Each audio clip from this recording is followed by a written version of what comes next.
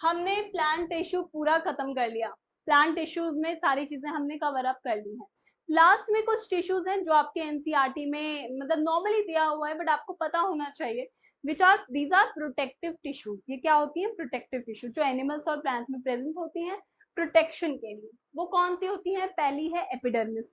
Plant tissue में epidermis present होता है। ये आउटर मोस्ट लेयर होता है, यानी कि अगर आप यहाँ पे एक लीफ का स्ट्रक्चर देखते हो तो लीफ में बहुत सारे लेयर्स आते हैं ना सेल्स के। जो सबसे पहली लेयर होती है वही हमारी एपिडर्मल होती है। एपिडर्मल लेयर होती है। क्या होती है भाई?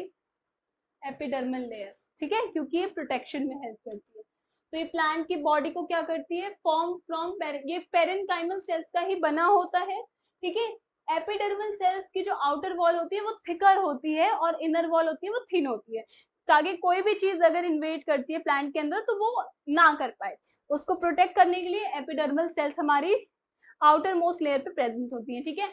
ये सिंगल लेयर की होती है main, but in desert plant में जो होता है ये मल्टी लेयर्ड होती है।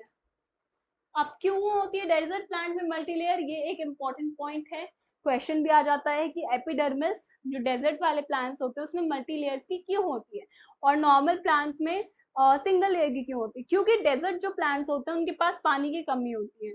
तो जब प्लांट्स के पास, लीव्स के पास या किसी भी पार्ट के पास प्लांट होगा, वाटर होगा, तो वो चाहेगा कि कम से कम वाटर का लूज हो। ठीक है, वाटर कम से कम खर्च हो। तो वाटर कम खर्च होने के लिए हमारे पास वो मल्टी लेयर्स की होती है, ताकि वाटर लॉस कम हो, protection against the water loss. इसीलिए डेजर्ट प्लांट्स के पास एपिडर्मिस की जो लेयर होती है वो मल्टी लेयर्ड होती है। ठीक है। It protects the internal tissue from mechanical injuries and entry of germs.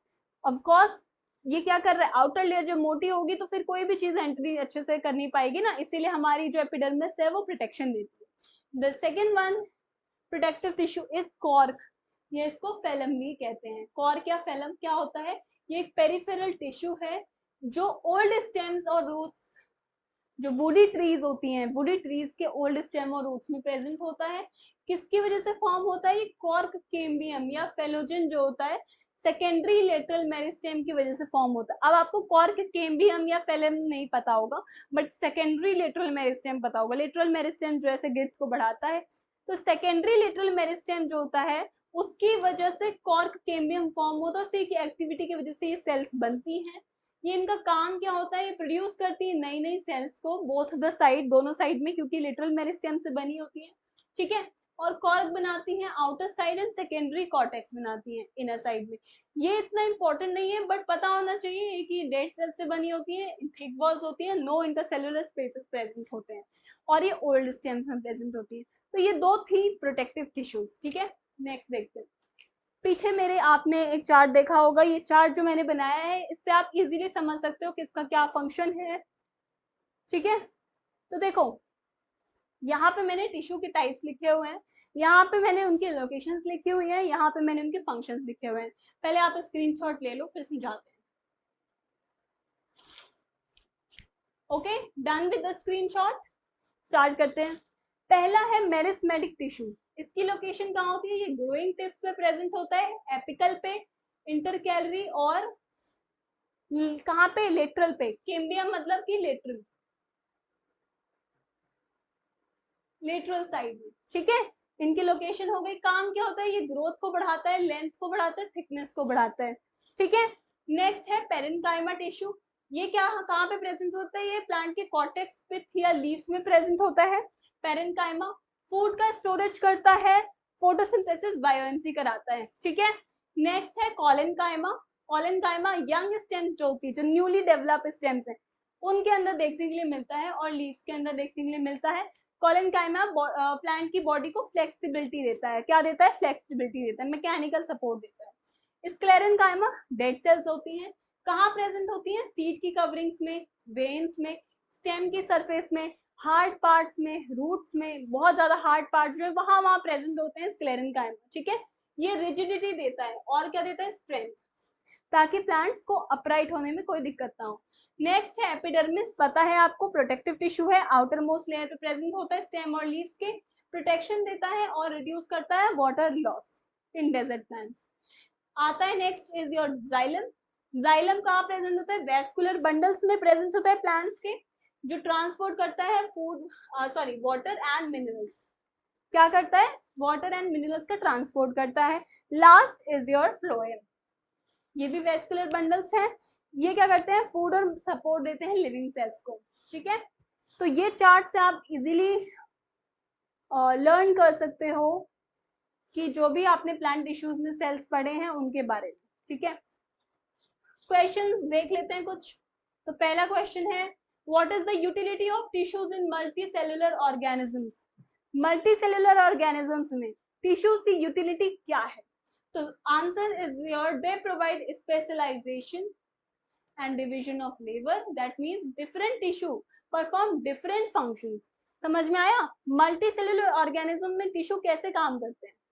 तो क्योंकि उनके पास एवरी टिश्यू के पास अपना एक सारे अपने अपने ऑर्गन्स बने हैं, सारा काम डिवाइड है। डिवीजन ऑफ लेबर का मतलब क्या है कि सबके पास अपना अपना काम डिवाइड है कि इनको ये काम करना है, इनको ये वो काम करना है, इसीलिए डिवीजन ऑफ लेबर की वजह से वो इफिशिएंटली काम कर सकते हैं। ठीक है, name the types of simple permanent tissues in plants.